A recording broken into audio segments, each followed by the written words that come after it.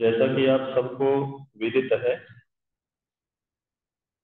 कि आज का जो प्रवचन है उसका विषय है इंद्रियों पर संतुलन कैसे। और बहुत ही उच्च कोटि के विद्वान आदरणीय आचार्य इंद्रदेव सत्यनिष्ठ जी, जिनको हमने पहले भी कई बार सुना है और बहुत ही अच्छा आपका चिंतन रहता है और बहुत ही उत्तम आप विचार देते हैं। और आप बहुत दूर तक देश विदेशों तक अपने इस वैदिक विद्वता वैदिक विचार को प्रचार प्रसार कर रहे हैं। हमारा सौभाग्य है कि ऐसे विद्वान हमारे मध्य में हैं। मैं आचार्य से प्रार्थना करूंगा कि आचार्य जी 7:25 तक 50 मिनट तक 7:25 मतलब टोटल से 50 मिनट। हाँ जी, 7:25 तक अपने विचारों को देंगे आदरणीय आचार्य जी। तालियां बजाकर आचार्य जी का हम स्वागत करेंगे। सीधे बैठ करके 3 बार ओम का उच्चारण करेंगे।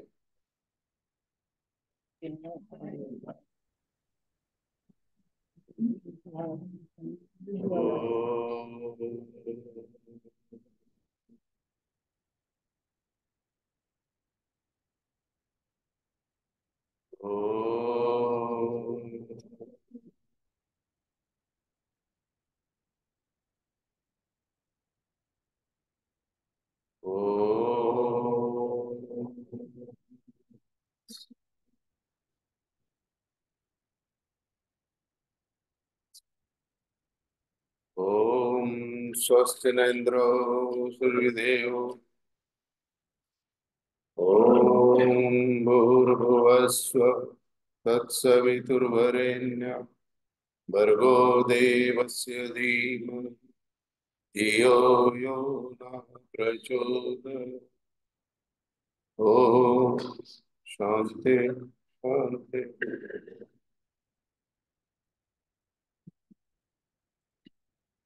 सम्मान के योग्य आर्य समाज डिफेंस कॉलोनी के प्रधान श्री अजय चौहान जी, सम्माननीय पुरोहित जी, पवन शास्त्री जी, अन्य सभी अधिकारीगण, श्रद्धा के योग्य मातृशक्ति, उपस्थित धर्म प्रेमी। आज का विषय है मन पर नियंत्रण कैसे हो, इंद्रियों पर नियंत्रण कैसे। थोड़ा सा डिटेलिंग करेंगे, इसको एनालाइज करेंगे, इसको समझने का प्रयत्न करेंगे। इसको ये जो हमारा शरीर है, इस शरीर के अंदर बहुत सारे अंग है। क्या है? अंग है। और इस शरीर के जो आध्यात्मिक की तरफ जो चलाने वाली है वो है इंद्रियां। तो अंग तो अपना कार्य स्वतः ही करते जाते हैं ऑटोमेटिक। इसलिए अंग के लिए व्यवस्था है कि अंग को यदि सही रखना है तो उचित खान पान, विचार, आचार, व्यवहार करना चाहिए। आपका अंग स्वस्थ है तो शरीर स्वस्थ है। लेकिन जो इंद्रियों की चर्चा आती है तो इंद्रियों को समझना सबसे पहले जरूरी है। जब हम यज्ञ करते हैं तो ब्रह्म यज्ञ में, वैदिक संध्या में हम जब स्पर्श करते हैं तो वहां पे टाइटल क्या दिया है, हेडिंग क्या दी है? इंद्रिय स्पर्श मंत्र, वैदिक संध्या में। और जब यज्ञ से पूर्व आचमन और स्पर्श करते हैं, वहां टाइटल क्या दिया है? अंग स्पर्श मंत्र। तो ये दो अलग अलग महर्षि दयानंद सरस्वती ने डिफाइन किए हैं। और इसका एकमात्र उद्देश्य यही है कि जहां पर अंग स्पर्श मंत्र हवन से पहले हम करते हैं तो अंगों की उत्तमता के लिए, उत्तम वायु शुद्धि के लिए यज्ञ को किया जाता है। तो उससे हमारे शरीर के सभी अंग स्वस्थ रहते हैं। लेकिन ब्रह्म यज्ञ के अंतर्गत जब हम संध्या करते हैं तो संध्या एक कनेक्शन है मेरी आत्मा का ईश्वर की आत्मा के साथ। यानी कि एक वहां पर शरीर से कोई तात्पर्य नहीं है, वहां इंद्रियों से तात्पर्य है। इसलिए संध्या के प्रारंभ में ही इंद्रिय स्पर्श मंत्र कहा गया है। तो एक जो है, इस बात को समझना चाहिए कि इंद्रियां मुख्य है आध्यात्म के लिए और अंग मुख्य है शरीर के लिए। इंद्रियां मुख्य है आत्मा के लिए और अंग जो है जितने भी है वो मुख्य है हमारे स्वास्थ्य के लिए। अब एक तत्व और है अंदर इंद्रियों के अलावा, अंगों के अलावा। मन बुद्धि चित्त और अहंकार, ये चार चीजें बताई, इसमें मन एक आता है, मन। अब मन को भी महर्षि दयानंद सरस्वती ने एक इंद्रिय माना है। और ये मन हमारी सारी इंद्रियों का नियंता है, कंट्रोल करने वाला। अर्थात इंद्रियों का कंट्रोल मन के माध्यम से होता है। तो सीधा सीधा अर्थ है, मन को कंट्रोल करो तो इंद्रियां कंट्रोल में हो जाएगी। तो अब पहले मन को समझ लेते हैं। मन एक जड़ तत्व है, लेकिन बहुधा हम ये समझते हैं, बोलते हैं, सुनते हैं, कहते हैं कि ये मन बड़ा चंचल है और मन चला जाता है। अभी आप यहाँ बैठे हैं, जो लोग मुंबई में मैरिन ड्राइव पे कभी गए हो, अभी सोच लो बैठ के आपका मन वहां पहुंच। तो ये मन की चंचलता प्रदर्शित करती है कि क्या ये चेतन तत्व है क्या। तभी तो चलायमान है, तभी तो पहुंच जाता है वहां से यहाँ। लेकिन ये मन जो है ये चेतन सत्ता नहीं है, ये एक जड़ तत्व है। और जड़ तत्व होते हुए भी मन को शास्त्रों ने एक बहुत महत्व दिया। और ये कहा गया है कि मन एव मनुष्यानाम कारणम बंध मोक्षयो। हमारे अंदर का जो मन है, ये मन ही हमारे बंधन और मुक्ति यानी दुख और सुख का कारण है। यानी किसी को मुक्ति चाहिए तो वो मन के माध्यम से प्राप्त कर ले, और जो हमें दुख प्राप्त होते हैं वो भी हमारे मन से हमें प्राप्त। तो एक मन जो है एक जड़ तत्व है, लेकिन इसको इतने महत्व दिया गया है। क्यों? क्योंकि इसका कंट्रोल इंद्रियों पर है। अब प्रोसेस क्या चलता है? जीवात्मा हम सबके अंदर है, आत्मा सबके अंदर है, जो कि एक चेतन सत्ता है। विचार कहाँ उत्पन्न होगा? आत्मा में उत्पन्न होगा, क्योंकि वो चेतन सत्ता है, मन में नहीं होगा। लेकिन आत्मा उस विचार को कुछ भी क्रियान्वित करने के लिए, आत्मा के पास साधन क्या है? एक मन है। और मन को, आत्मा से बात जाती है मन को, और मन से जाती है इंद्रियों को, और इंद्रियों के माध्यम से हम कार्य को कंप्लीट कर लेते हैं। तो ये जो मन है ये कैसे कार्य करता है? जड़ तत्व होता है। प्रश्न ये पैदा होते हैं, लोग पूछते हैं कि मन जड़ है, तो ये मन कैसे कार्य कर रहा है जड़ होते हुए भी? अब मान लीजिए मैं कैब से आया हूं, तो मुझे पवन जी ने पूछा, आचार्य जी कैसे आए? मैं कहता हूं भाई कार से आया, कैब से आया। अब मैं कहता हूं कैब से मैं आया हूं, लेकिन कैब के अंदर मैं अपने घर में बैठूं और कैब अपने आप मुझे यहां ला सकती है क्या? नहीं ला सकती। कैब क्या है? चेतन सत्ता है या जड़ है? जड़ तत्व है। लेकिन मैं अपनी मंजिल तक उस जड़ तत्व से कैसे पहुंच सकता हूं? जब उसके अंदर एक और चेतन सत्ता, जिसको हम कहते हैं ड्राइवर, वो गाड़ी को चलाएगा, और तब मैं अपने लक्ष्य तक पहुंच सकता हूं। अब यहां ड्राइवर की जिम्मेदारी बहुत है, ऐसे ही मन की जिम्मेदारी बहुत है। यदि ड्राइवर सही ढंग से नहीं चलाता तो मैं अपने लक्ष्य तक नहीं पहुंचता, शायद हॉस्पिटल पहुंचता।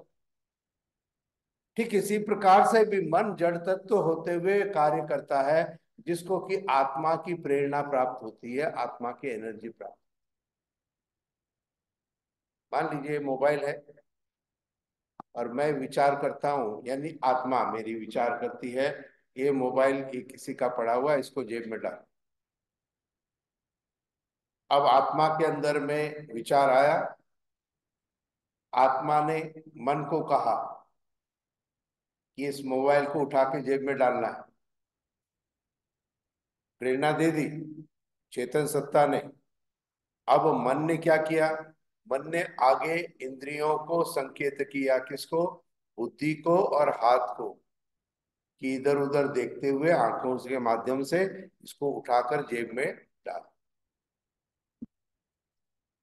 ये प्रोसेस है, ये सिस्टम है। और इस सिस्टम को यदि ब्रेक करना है, अर्थात मुझे इस मोबाइल को चोरी नहीं करनी है, आत्मा कितना भी सोचे, आत्मा कितना भी विचार करे कि मुझे चोरी करनी है, मुझे पाप करना है, मुझे असत्य बोलना है, आत्मा कितना भी सोचे, लेकिन यदि मैं अपने मन को शक्तिशाली बनाता हूं, तन्मे मना शिव संकल्पम अस्तु, वह मन हमारा हमेशा सत्य विचारों वाला हो। आत्मा कितना भी सोचते रहे तो कंट्रोलिंग इस प्रकार से होती। आत्मा में सब प्रकार के विचार आएंगे, पुण्य भी पाप भी सब प्रकार के आते हैं, लेकिन जो ईश्वर की साधना में रहते हैं, उनके पवित्र विचार बढ़ने शुरू हो जाते, पाप विचार नगण्य होना शुरू हो जाते।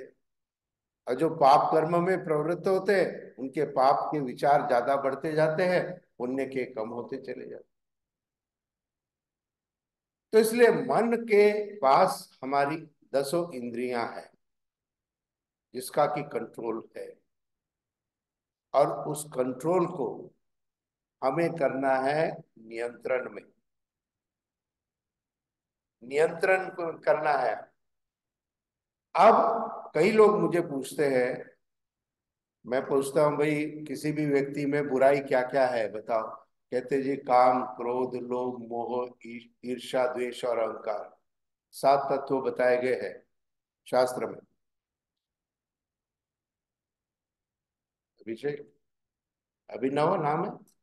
अभिनव, अभिनव जी, ये सातों चीजें जो है, ये अच्छी है या खराब है? खराब है। और ये सातों चीजें हम सबके अंदर देखते हैं, है कि नहीं है? एक बच्चे के अंदर भी है, 7 साल की लड़की में भी है कि नहीं है? जो सबके पास है वो किसने दिया?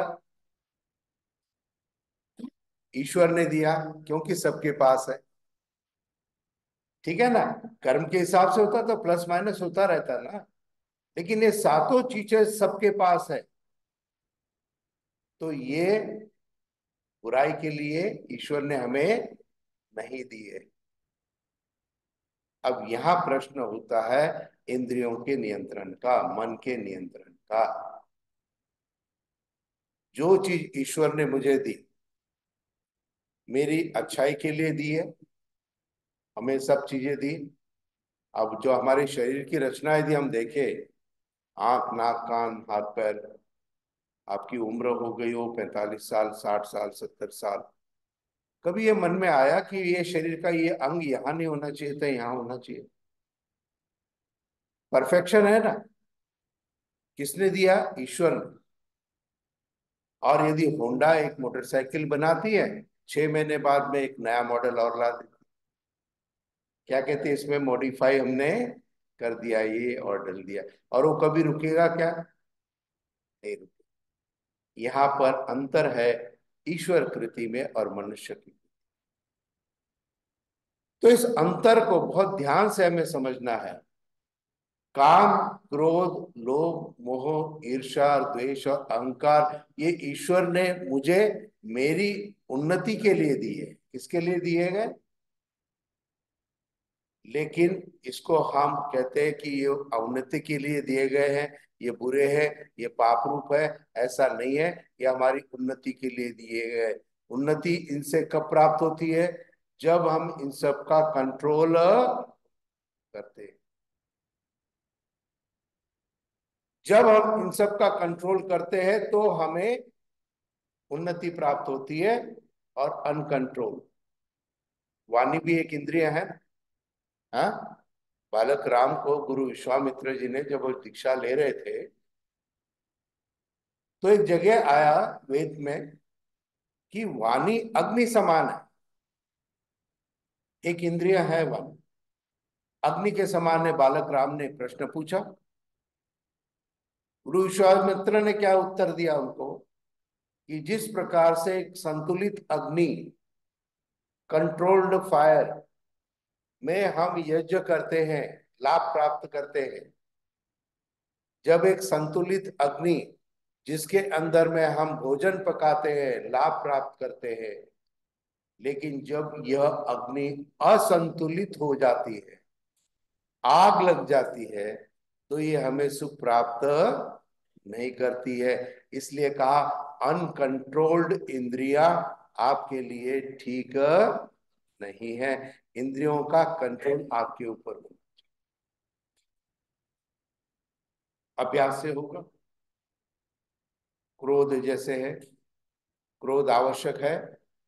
क्यों? क्योंकि डिसिप्लिन करना है क्लासरूम।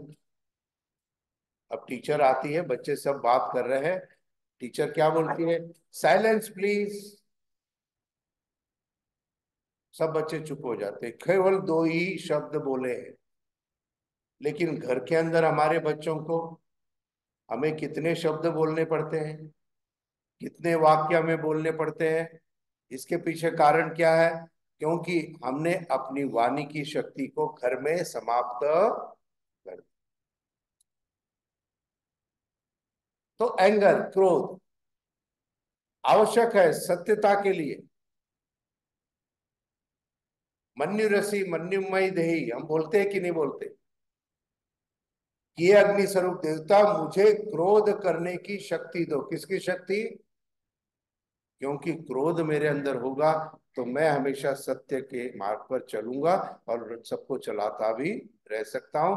जहां असत्य दिखता है तो वहां क्रोध के द्वारा मैं उसका प्रतिरोध कर सकता हूं। क्रोध आवश्यक भी है। अब इसका कंट्रोल कैसे करेंगे? अब तो ये अनकंट्रोल हो गया। अब तो हम चाहते नहीं है फिर भी गुस्सा हो जाता है। तो क्रोध की गीता के अंदर बहुत सुंदर विवेचना योगीराज श्री कृष्ण ने अर्जुन को दी थी। ध्यायतो विषान पुंस संगस्तेषु उपजायते, संगात संजायते कामः, कामात् क्रोधो अभिजायते। क्रोध की उत्पत्ति कैसे होती है इसको समझना है। ध्याय तो उशान पुंसा, किसी भी बात का जब हम बार बार ध्यान करते हैं, तो उस बात को जब हम बार बार ध्यान करते हैं तो हम अपने मन से उसको जोड़ लेते हैं। और जब मन के अंदर में जो वासना उत्पन्न होती है, जो इच्छा उत्पन्न होती है, वो जब पूर्ण नहीं होती हमारी, तो क्रोध उत्पन्न। अब यदि किसी को क्रोध पे कंट्रोल करना है, क्या करना चाहिए? है जी? नहीं, जिसको क्रोध नहीं करना है उसको इस श्लोक को उल्टा चलना है। अपने मन के अंदर उसकी वासना ही नहीं रखी। मन में वासना रखी, जैसे अब किसी बच्चे को मैंने कहा भाई ठीक पढ़ने बैठो, अब बच्चा नहीं बैठ रहा है, गुस्सा आ गया। अब पढ़ने बैठो बोला हमने, और वो बच्चा यदि पढ़ने बैठ गया तो क्रोध आएगा क्या? नहीं आएगा। लेकिन जब हमने बोला कि क्रोध में उसको बोला तो वो पढ़ने बैठ गया। यदि हमने विचार किया कि चलो, यदि मैंने बोला अभी उसको पढ़ने बैठो, नहीं बैठा, 5 मिनट 2 मिनट बाद मैं उसको समझा के फिर दोबारा से बोल सकता। लेकिन यदि मैं वासना रखूं, और ये वासना क्या रखूंगा मैं? मैंने कहा, मैंने कहा मेरी बात को क्यों नहीं माना जा रहा है। जब आपके अंदर ये वासना उत्पन्न होती है कि जो मैंने कहा वो क्यों नहीं हो रहा है, तो क्रोध की उत्पत्ति होती है।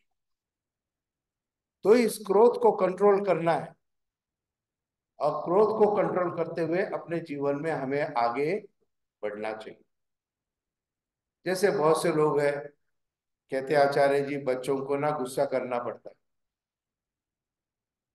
एक महिला आई, 8-10 वर्ष का बालक था, जनकपुरी पार्क में मेरे प्रवचन हो रहे थे, तो कहते हैं आचार्य जी इसको बहुत गुस्सा करना पड़ता है। मैंने कहा उपाय चाहती हो क्या? कहते हैं हाँ। मैंने कहा उपाय है? उपाय तो बड़ी उत्सुक हो गई। मैंने क्या कहा उसको? मैंने कहा, हाँ सुन रहे हो बेटा, मैंने उसको ये कहा कि आप अपने बच्चों को क्रोध जब आए, आपने केवल एक ही वाक्य का प्रयोग करना है। कितना वाक्य? That's it। वो क्या कहती है मुझे पता है? वो कहती है आचार्य जी मैं एक वाक्य तो बोल दूंगी, लेकिन मुझे संतोष नहीं होगा ना अपने अंदर से। और ये वास्तविकता है हमारी। हमारे इंद्रियों पे हमारा नियंत्रण नहीं है। अब इसको थोड़ा सा कंट्रोल की तरफ चलते हैं कि कंट्रोल कैसे करेंगे। क्रोध को ही लेते हैं, बच्चे को ही लेते हैं। एक बच्चा 4-5 साल का अपने घर में ड्राइंग रूम में खेल रहा है बॉल से, और बॉल से खेलते खेलते उससे कोई एक कांच की चीज टूट गई, फ्लावर वॉस टूट गया। अब माँ ने क्या किया? माँ ने उसको फायरिंग शुरू कर, नॉन स्टॉप 5 मिनट कंटिन्यूअस। बच्चे से गलती हो गई थी, बच्चा चुपचाप सुनता रहा, और अगले दिन बच्चे ने फिर से बॉल से खेलना शुरू किया। उस दिन बच्चे ने क्या सोचा, यदि मुझसे कोई गलती होगी, कोई चीज टूटेगी घर में, तो माँ गुस्सा करेगी, मैं उस गुस्से को सुन लूंगा, हिसाब खत्म। हम आजकल अपनी इंद्रियों का यही प्रयोग कर रहे हैं। अब इसके विपरीत हम क्या करें?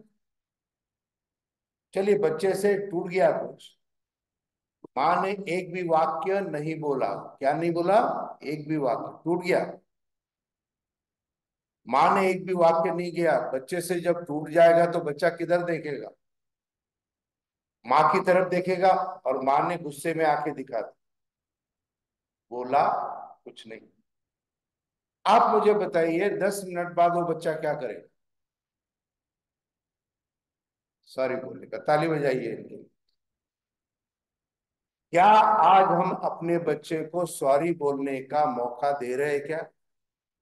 नहीं दे रहे। क्यों? क्योंकि मेरी इंद्रियां मेरे कंट्रोल में नहीं है, और बच्चा ऐसे ही बड़ा हो रहा है कि चलो ठीक है, मुझसे गलती हो गई, माँ ने गुस्सा कर दिया, हिसाब बराबर। इसलिए कहते हैं कि इन सब चीज की आवश्यकता है। एक व्यक्ति ने मुझे पूछा,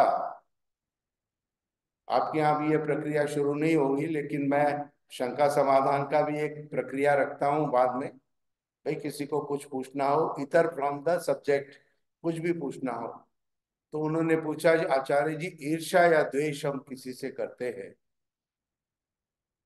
अपने मन के इंद्रियों के माध्यम से। तो ये इसको आप सही कैसे मापदंड दे रहे? तो मैंने उसको एक उदाहरण से समझाया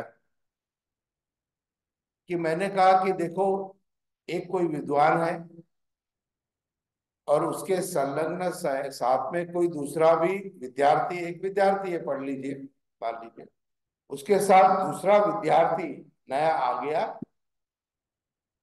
और वो ज्यादा तेज वो था विद्यार्थी, उसके नंबर ज्यादा आने लग गए।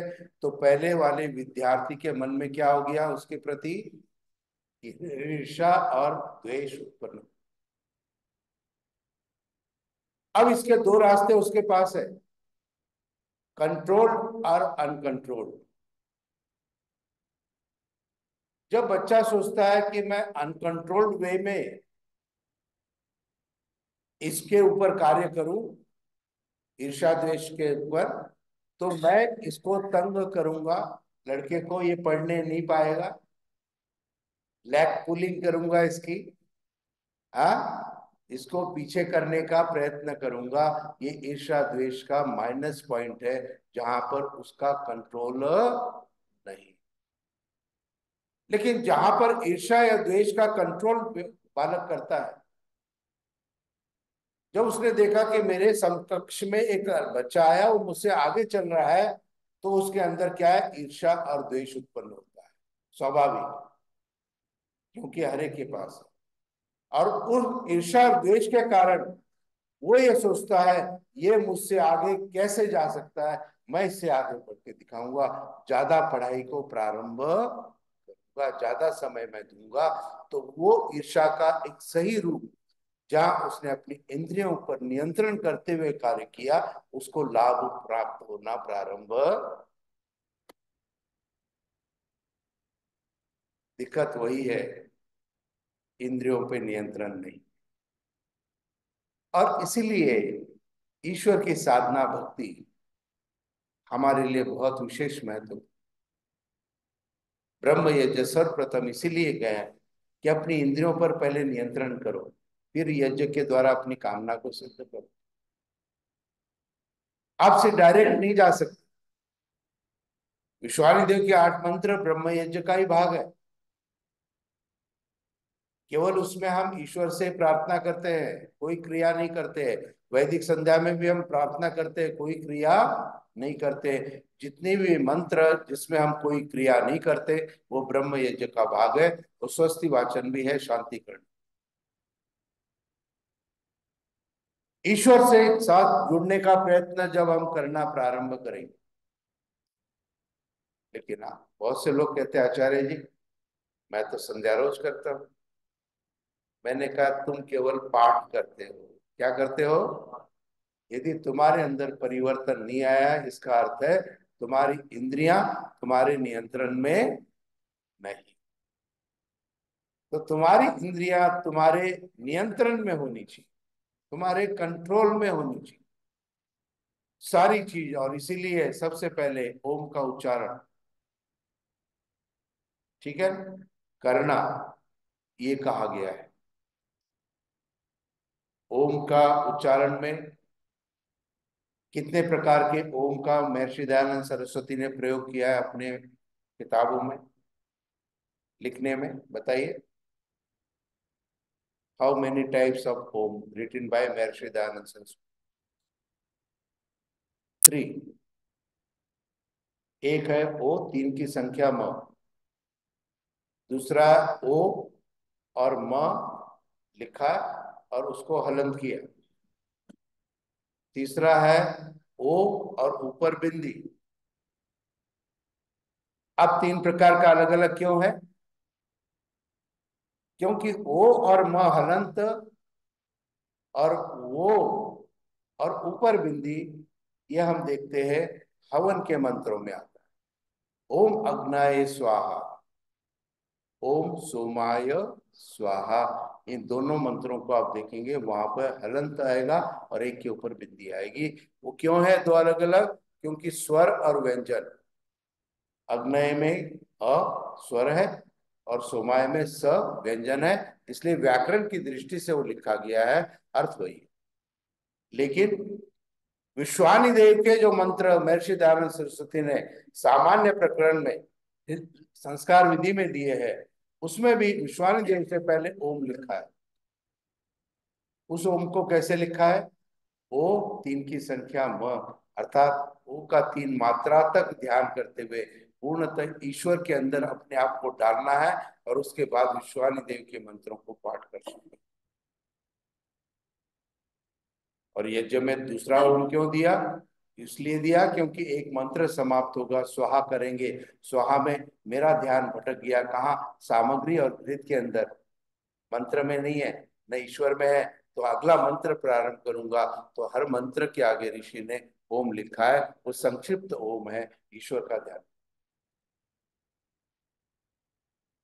तो हमने हर मंत्र से पहले ईश्वर का ध्यान नहीं किया, बोल हम रहे ओम अग्नाय स्वाहा इदम अग्नाय ओम सोम, लेकिन हम ईश्वर का ध्यान नहीं कर रहे उस ओम के माध्यम से। तरीका यह है कि जितना आप ईश्वर के सानिध्य में अपने पूर्णतः शरीर के सभी आंतरिक ऊर्जा को समर्पित करते हुए ईश्वर का ध्यान करना प्रारंभ करोगे, आपके अंदर में, सबके अंदर वो शक्ति प्राप्त। अनेकों महात्मा तपस्वी ऐसे ऐसे हुए जिनका एजुकेशन वाज जीरो,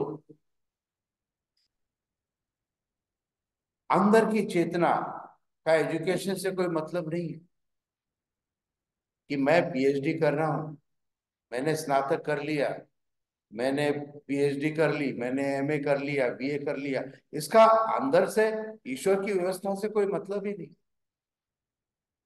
एक अनपढ़ भी व्यक्ति पूर्णतः ध्यान और मन लगा के विधिवत ईश्वर की समीपता को प्राप्त कर सकता है, और एक पीएचडी पढ़ा हुआ व्यक्ति भी अनियंत्रित मन से यदि कार्य करता है तो उसको ईश्वर की प्राप्ति कभी नहीं हो सकती। इंद्रिया हमारी, मन हमारे पास, आत्मा की शक्ति हमारे पास है। आत्मा को सही विचार देने की शक्ति के लिए ईश्वर को हम स्मरण करते हैं। ये सारी चीजें हमारे पास में है, तो ये अनकंट्रोल्ड क्यों है? कारण क्या है? कारण है कि मैंने इसको अनकंट्रोल करने के लिए खुली छूट दे दी। जब मैं परिवारों में ये जो कराने जाता हूँ, तो वहाँ बच्चे होते हैं छोटे छोटे, उनकी माँ को मैं कहता हूँ कि एक वाक्य का क्रोध में प्रयोग करना, और एक वाक्य में संतुष्टि नहीं होती तो तीन वाक्य मैक्सिमम बोलने हैं, गुस्से में एक बार एट ए टाइम स्टॉप।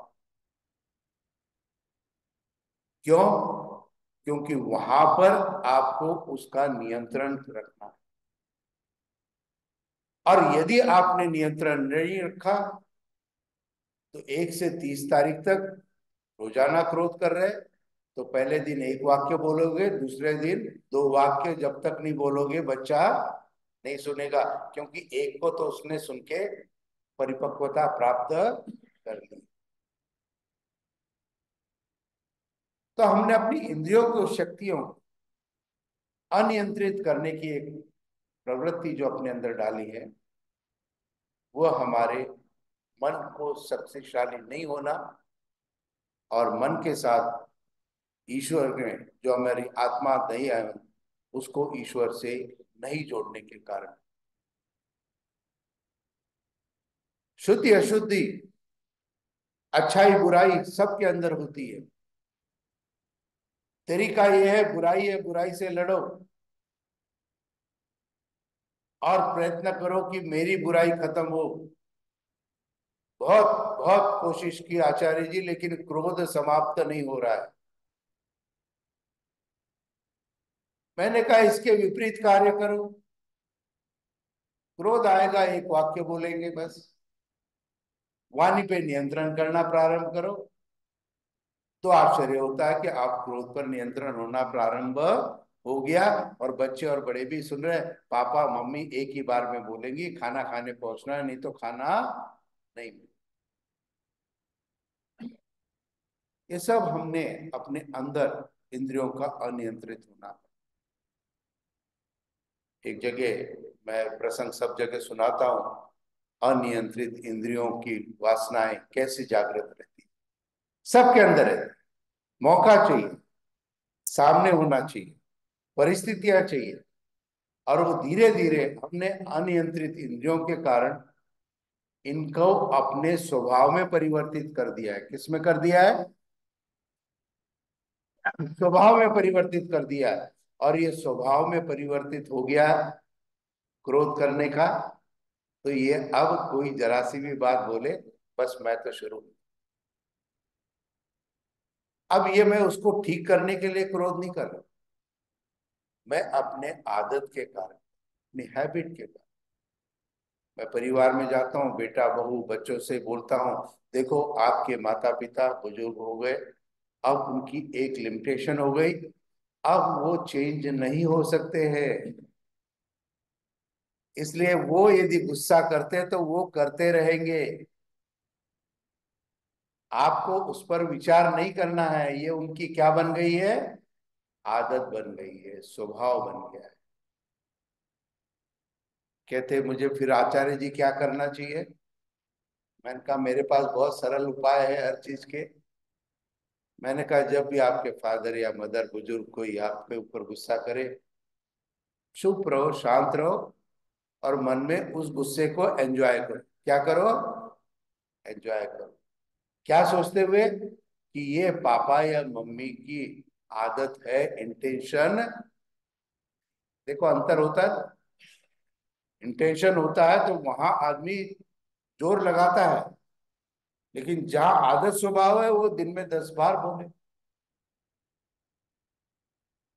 मैंने कहा एक और उपाय है,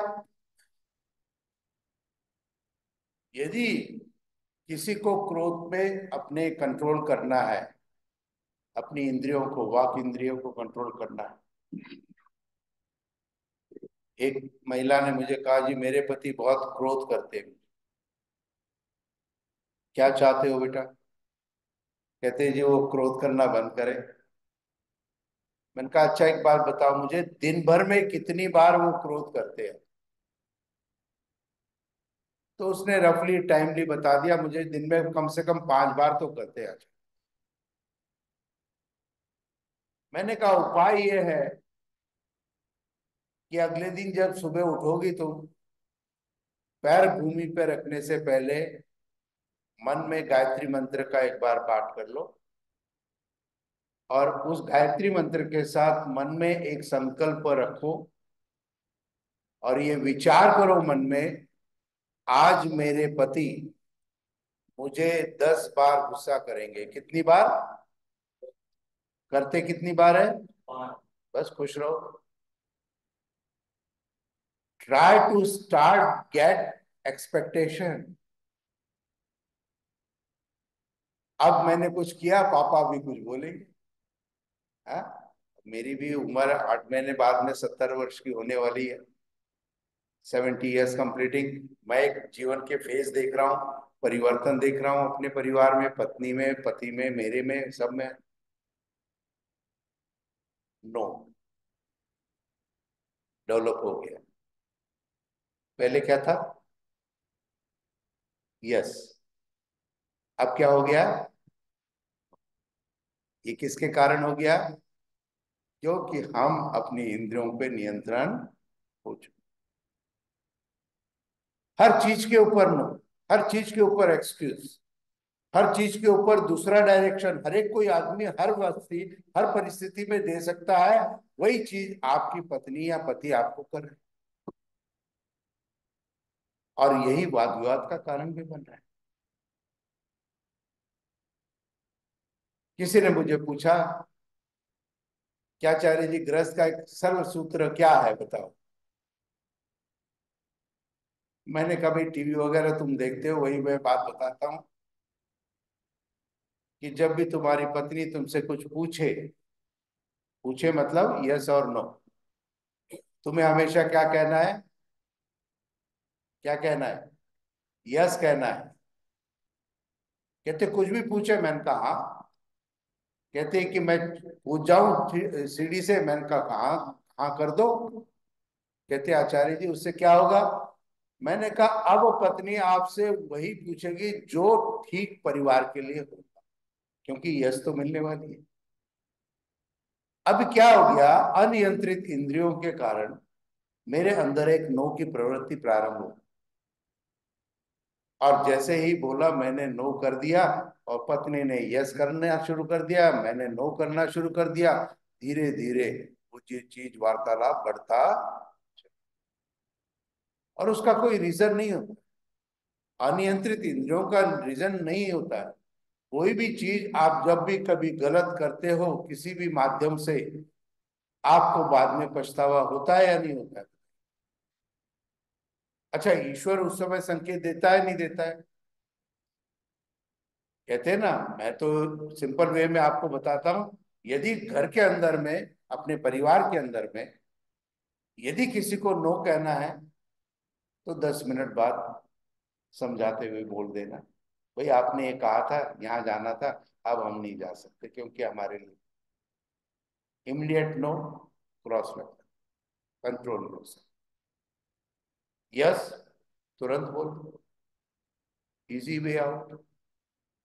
लेकिन हम अपने इंद्रियों के वश में जा चुके, हम सब जा चुके, इतने यहाँ बैठे, इंक्लूडिंग मी। हमारे एक बहुत अच्छा परिवार, कीर्ति नगर में फर्नीचर के उनके 6-7 शोरूम है, बहुत। उनके पिताजी की डेथ हुई है अभी थोड़े समय पहले। मैं जब यज्ञ कराने जाता था पिताजी को देखता था, बहुत शांत स्वभाव के थे। डेथ हो गई, मैंने जब यज्ञ कराया मैंने कहा भाई उनसे क्या क्या तुमने एक एक प्रेरणा प्राप्त की, बच्चों बताओ। फिर वो सोचते रहे, बच्चे बहुए बेटा बेटी। मैंने कहा अपने लिए मैंने एक प्रेरणा प्राप्त की उनसे। मैंने कहा मैंने उनसे एक प्रेरणा ये प्राप्त की कि हर परिस्थिति में तुम्हें शांत रहना है। कहां पर? अपने घर में। बाहर तो दिखाव के लिए सब शांत रहते, असली मुद्दा तो घर का है।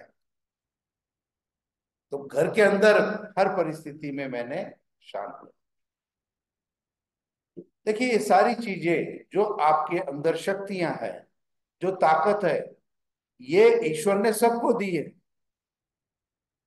और जिसने इसको जागृत कर लिया, इन शक्तियों को और इनके व्यवहार को, इनकी चीजों को कंट्रोल करना प्रारंभ कर दिया, वो व्यक्ति अपने लाइफ में सक्सेस होता चला जाएगा, अपने परिवार में भी सक्सेस होगा। एक जगह पर एक यज्ञ कराने गया था, मेरे साथ बहुत सारी घटनाएं होती रहती है। तो वहां पर माता जी भी थी परिवार की। मैंने पूछा माता जी आपके क्या हाल चाल है, कैसे हैं? कहते आचार्य जी क्या करूं, शुगर बढ़ गई थी, अभी 1 सप्ताह 10 दिन हॉस्पिटल में रह। मैंने कहा माता जी मीठा नहीं खाया करो। और जिनको डायबिटीज होते हैं उनके पास जब भी कोई सलाह देता है तो उनके पास एक ही जवाब होता है, मैं तो मीठा नहीं खाता। वही जवाब माता जी ने दिया। अब हवन समाप्त हो गया, सबको प्रसाद दे रहे थे, एक एक समोसा एक एक रसगुल्ला सबको दिया, मेरे सामने रखा आदमी ने और माता जी के सामने भी रख दिया। मैं पास बैठा था, धीरे धीरे देखा माता जी ने इधर उधर देखा, घर का तो कोई आदमी नहीं है, सीधा रसगुल्ला उठाया और मुंह के। क्या वो नहीं जानते कि ये मेरे लिए ठीक नहीं है? फिर क्यों खा लिया उन्होंने? इसलिए खा लिया क्योंकि उनको अपनी इस इंद्रियों पे कंट्रोल, सीधा तरल सरल तरीका है, इंद्रियों पे कंट्रोल कर। जैसा खाए अन्न वैसा बने मन, जैसा बने मन वैसे बने विचार, जैसे बने विचार करते हैं वैसे व्यवहार। अब इसको हमें सही डायरेक्शन में कैसे लेके आए? किसको? मन। मन को सही डायरेक्शन मिल गया, इंद्रियों को अपने आप सही डायरेक्शन में नियंत्रण हो जाएगा डेफिनेट। अब मन का कैसे क्या है? मन जो है, जैसा खाए अन्न वैसा बने मन। अब एक व्यक्ति मान लीजिए 1 गिलास दूध का पीता है और 1 गिलास पेप्सी का पीता है,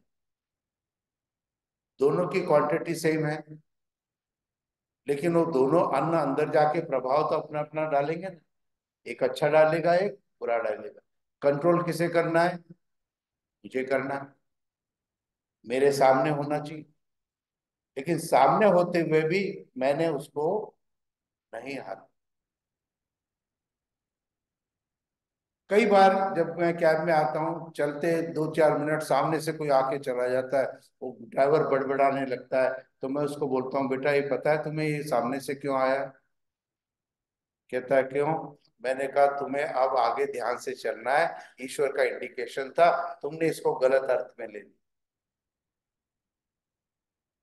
ये सारा जो जीवन हमारा है, ये सारा का सारा हमारे अन्न की इंटेक के ऊपर निर्भर करता है। इसलिए शाकाहारी अन्न, शाकाहारी मनुष्य, शाकाहारी पशु की श्रेणी में हमको लाते। जो शाकाहारी पशु करता है, शांत रहता है, ठीक रहता है, अग्रेशन नहीं है।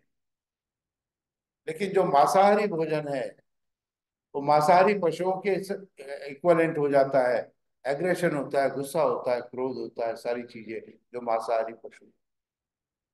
और इसीलिए कहा जैसा खाए अन्न वैसा बने मन। तो यदि अपनी इंद्रियों को नियंत्रित करना चाहते हो, तो अपने अन्न पर नियंत्रण करना प्रारंभ।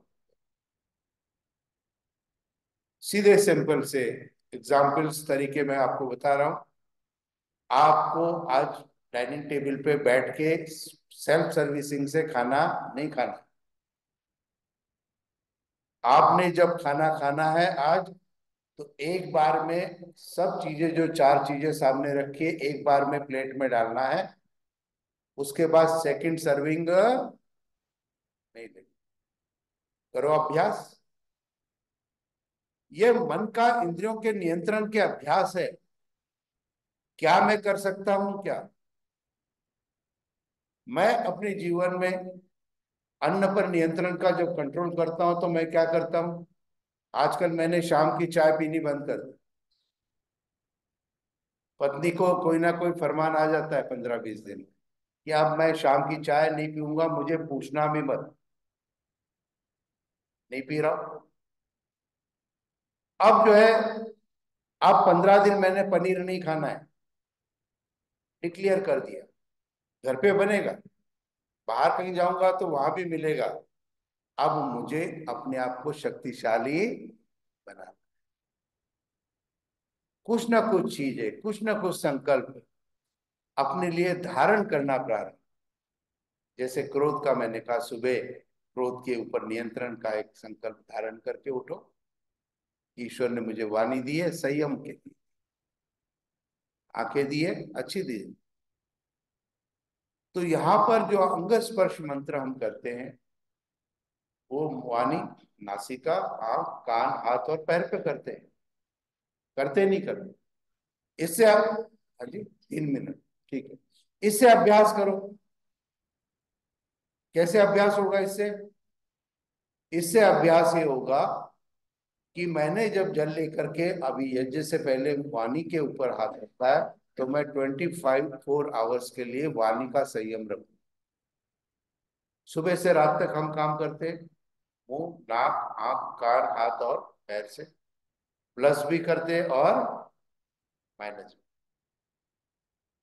अभ्यास करो। जितना आप अभ्यास करने का एक प्रयत्न करना प्रारंभ करोगे, आपका मन, आपकी इंद्रियां आपके नियंत्रण में होना चला जाएगा। इसके लिए कोई और दवाई नहीं है, केवल मात्र एक ही दवाई है, अभ्यास, अभ्यास और अभ्यास। कोई भी प्रश्न आपका है, आप मुझे, नंबर मेरा सबके पास है, कभी भी आप पूछ सकते हैं। अब मैंने घर का विजिट भी प्रारंभ कर दिया, जाना हवन नहीं कराने जाता हूँ, just to visit, ½ an hour. Coffee with Karan था ना जैसे, है, आचार्य जी विद चाय, ½ घंटा। मैं चाहता हूँ आगे जीवन के जितने 5-10 वर्ष मेरे पास है, मैं चाहता हूँ सब समर्पित कर दूं आपके बच्चों के निर्माण के लिए। बच्चों को आजकल कोई शिक्षा नहीं मिल रही। आपके सब बच्चे घर में हैं, बच्चों के बच्चे भी सब घर में हैं। मैंने संकल्प किया कि मैं जाऊंगा ½ घंटे के लिए, अपने खर्चे से जाऊंगा, आऊंगा, लेकिन आपके बच्चों को प्रेरणा दो। तो आप में से कोई चाहता है, मुझे संपर्क करें। और आधा घंटे 45 मिनट बच्चों से चर्चा हो, आपसे चर्चा हो, और एक अच्छा एक ज्ञान का उपदेश आप सबको प्राप्त हो, जिसकी हम सबको जरूरत है। आप सबका बहुत बहुत आभार, बहुत बहुत धन्यवाद।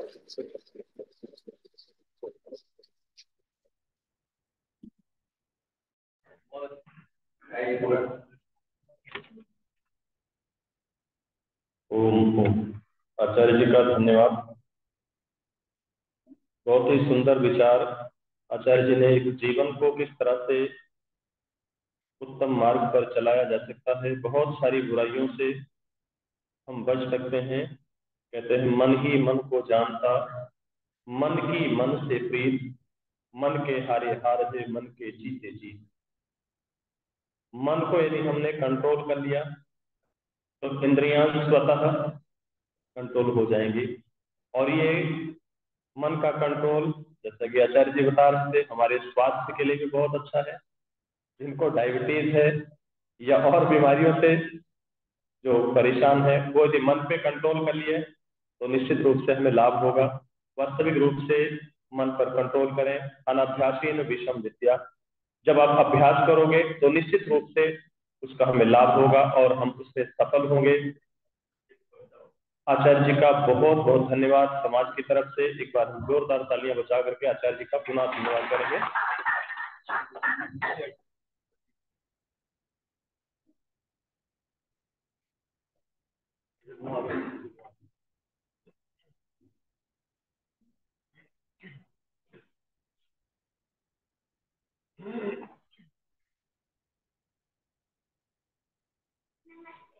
मेरा नाम सरस्वती है। आज आपको एक कविता सुनाने जा रही हूँ।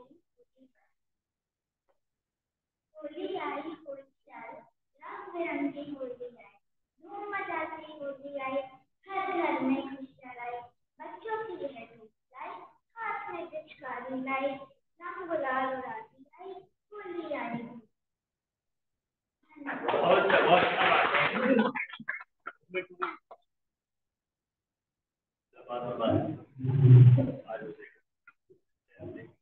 ये डिफेंस कॉलोनी आर्य समाज के जो मंत्री जी हैं, सैगल साहब की पोती है स्वरा जी। बहुत अच्छी कविता आपने सुनाई, बहुत धन्यवाद आपका। और जैसा कि इस समाज की व्यवस्था है, हमारे पदाधिकारीगण ने ऐसी व्यवस्था बनाई हुई है कि जो भी हमारे समाज से जुड़े हुए लोग हैं और जिनकी भी लिस्ट हमारे पास आती है, जिनका जन्म दिवस होता है, उनके लिए हम सब लोग मिलकर के सामूहिक रूप से परमात्मा से सुखमय लंबी आयु की कामना करते हैं। तो आज उसी क्रम में वर्षा बजाज जी, D22 पंचशील इनक्लेव, आपका 23 मार्च को जन्म दिवस था। और अगस्त जी, ये सपना चौहान जी के सुपुत्र हैं और नितिन बत्रा जी के। आपका E27 डिफेंस कॉलोनी, आपका 24 मार्च को जन्म दिवस था। हम दोनों ही जन्म दिवस मना रहे यजमानों के लिए परमात्मा से सुखमय लंबी आयु की कामना करें। परमात्मा आपको सुखमय लंबी आयु प्रदान करे, आप स्वस्थ रहें, निरोग रहें, जीवन की समस्त खुशियों को, प्रसन्नताओं को प्राप्त करें।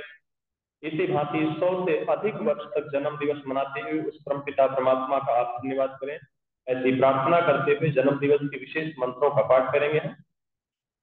ओम इंद्र श्रेष्ठानि द्रविणानि देहि चित्तम दक्षस्य सुभगत्तमस्मै कोशं रयिरामरित्यं तनूणां स्वादमानं वाचः सुजनत्वमह्नाम्।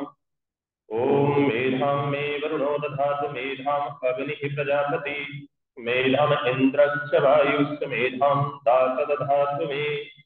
ओम तच्चक्षुर्देवहितं पुरस्तात् शुक्रमचरत पश्येम शरदः शतं जीवेम शरदः शतं शृणुयाम शरदः शतं प्रब्रवाम शरदः शतमदीनां स्याम शरदः शतं भूयश्च शरदः शतात्। ओम उदिष्ठ ब्रह्मणस्पते देवान यज्ञेन बोधय आयुः प्राणं प्रजां पशुं कीर्तिं यजमानं च वर्धय।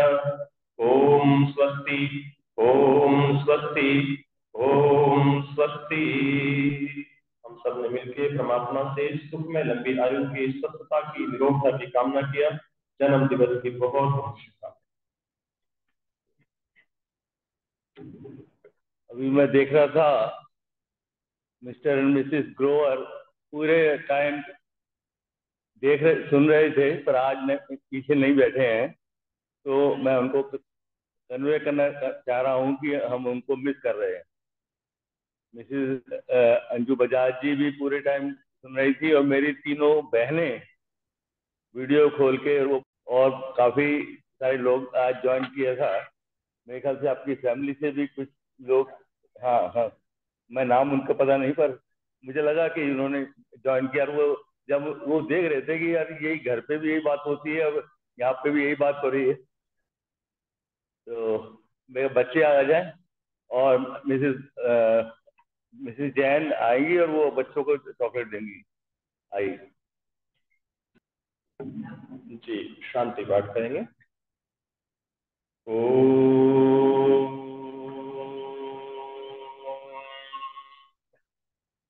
देहु शांतिरंतरिक्षं